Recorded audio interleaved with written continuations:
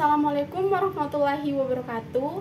Perkenalkan, saya Pinkan Sari Mamonto dari kelas 1 EPGSD dengan NIM 151423088. Di sini saya akan membahas makalah dari kelompok 2 manajemen kelas dengan materi pendekatan otoriter, intimidasi, permisif dalam manajemen kelas oleh dosen pengampu Bapak Dr.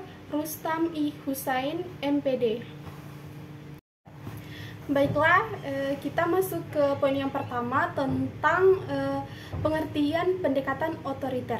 Jadi, pendekatan otoriter adalah suatu pendekatan pengendalian perilaku peserta didik oleh guru. Peranan guru di sini adalah menciptakan dan mempertahankan situasi disiplin kelas. Kedisiplinan kelas adalah kekuatan yang menuntut kepada peserta didik untuk menaatinya. Faktor kedisiplinan adalah kekuatan utama untuk dapat menciptakan suasana belajar yang kondusif. Karena itu, guru perlu menekankan pentingnya peserta didik untuk menaati peraturan yang telah dibuat sebelumnya. Berbagai peraturan itu ibaratnya adalah tanda kutip penguasa yang wajib untuk ditaati. Jadi di sini pendekatan otoriter itu menawarkan 5 strategis yang dapat diterapkan dalam manajemen kelas. Jadi yang pertama itu ada menciptakan dan menegakkan aturan. Jadi menciptakan dan menegakkan aturan adalah kegiatan guru untuk menggariskan pembatasan-pembatasan dengan memberitahukan kepada peserta didik apa yang diharapkan dan mengapa hal tersebut diperlukan.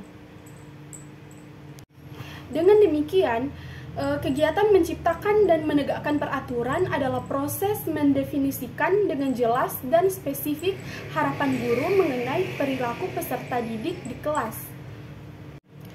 Terus yang kedua ada memberikan perintah, pengarahan, dan pesan adalah strategi cara guru dalam mengendalikan perilaku peserta didik agar peserta didik melakukan sesuatu yang diinginkan oleh guru.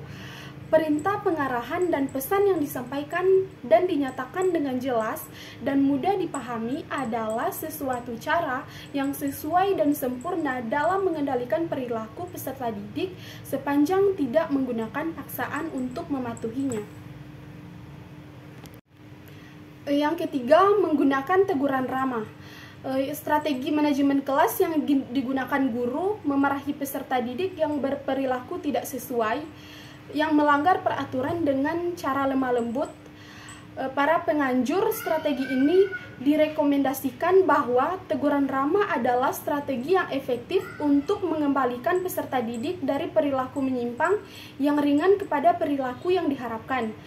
Teguran ramah dapat dilakukan secara verbal maupun nonverbal, dimaksudkan untuk memberitahukan dan bukan membunuh. Yang keempat, menggunakan pengendalian dengan mendekati. Jadi, menggunakan pengendalian dengan mendekati adalah tindakan guru bergerak mendekati peserta didik yang dilihatnya berperilaku menyimpang atau cenderung menyimpang. Strategi ini memaksudkan untuk mencegah berkembangnya situasi yang mengacaukan atau yang mempunyai kemungkinan mengacaukan. Tindakan itu tidak dimaksudkan untuk menghukum atau mengintimidasi. Strategi ini didasarkan pada asumsi bahwa kehadiran guru secara fisik akan cukup berhasil mencegah peserta didik berperilaku menyimpang. Dan yang terakhir, menggunakan pemisahan dan pengucilan, atau bisa disebut juga dengan penskoran dan penahanan. Di sini strategi guru dalam merespon perilaku menyimpang peserta didik yang tingkat penyimpangannya cukup berat. Strategi tersebut cukup efektif untuk menanggulangi perilaku menyimpang yang kadarnya berat dari peserta didik, dan bahkan strategi ini tidak dianggap sebagai sesuatu yang bersifat menghukum. Poin yang kedua yaitu pendekatan intimidasi atau ancaman.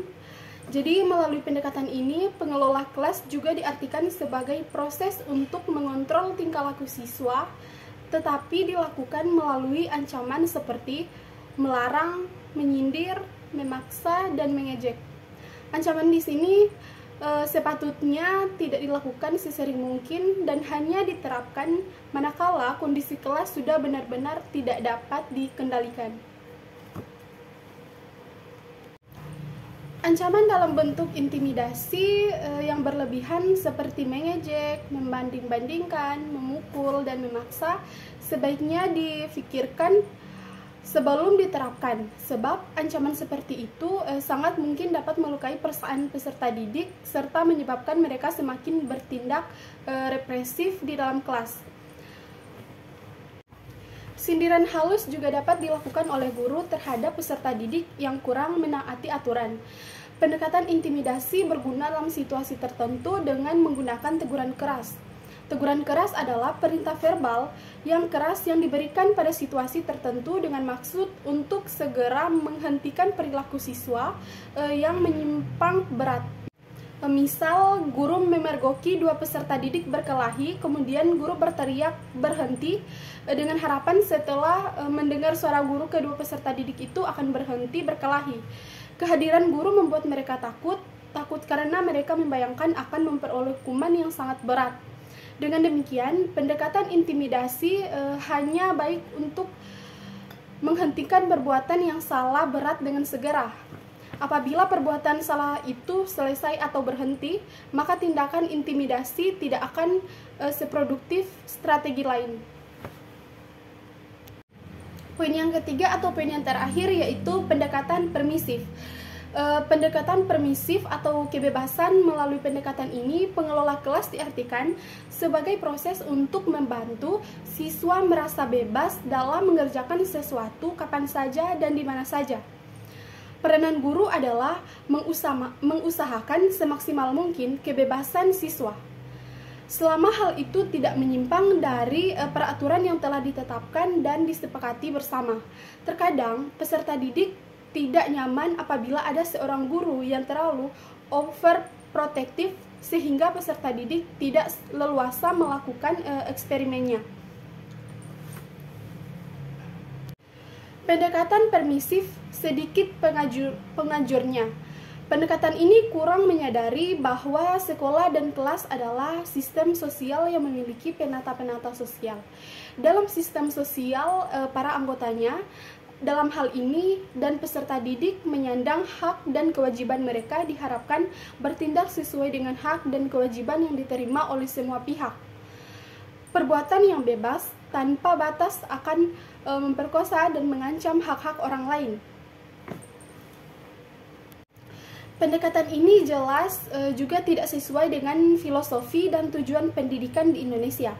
Pendekatan ini dapat menghasilkan anak didik yang serba tidak mematuhi aturan-aturan, norma, dan nilai-nilai budaya dan agama, baik di lingkungan rumah, sekolah, dan masyarakat luas. Sedangkan kita tahu, masyarakat Indonesia penuh dan kaya, serta menjunjung tinggi aturan-aturan, norma, nilai, serta tata krama yang baik bersifat religius maupun yang bersifat budaya dan adat istiadat.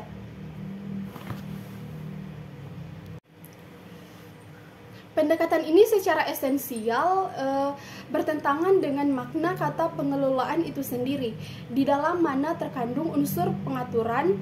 Kebebasan ini merupakan sesuatu yang harus dihormati dan diperhatikan, tetapi kebebasan yang mengarah kepada kebebasan tanpa batas akan dapat menciptakan masyarakat yang serba bebas atau permissive society, yang jelas tidak dapat diterapkan dalam sistem pendidikan di Indonesia.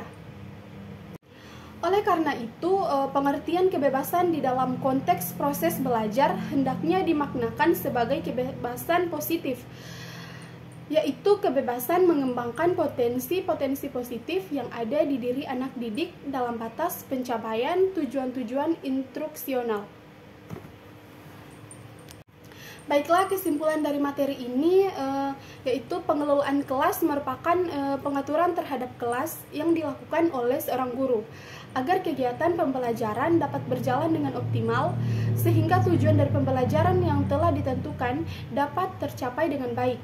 Adapun pendekatan otoriter ini lebih dimenekankan pada kekuasaan seseorang guru dalam mengelola dan sikap keras seorang guru dalam menegakkan kedisiplinannya di dalam kelas. Pendekatan intimidasi merupakan bentuk pendekatan guru dengan teguran verbal berupa sindiran, ejekan, teguran, dan lain sebagainya. Hemat baterai. Sekian pembahasan materi dari saya. Lebih dan kurangnya saya mohon maaf. Wabillahi taufiq wal hidayah. Wassalamualaikum warahmatullahi wabarakatuh.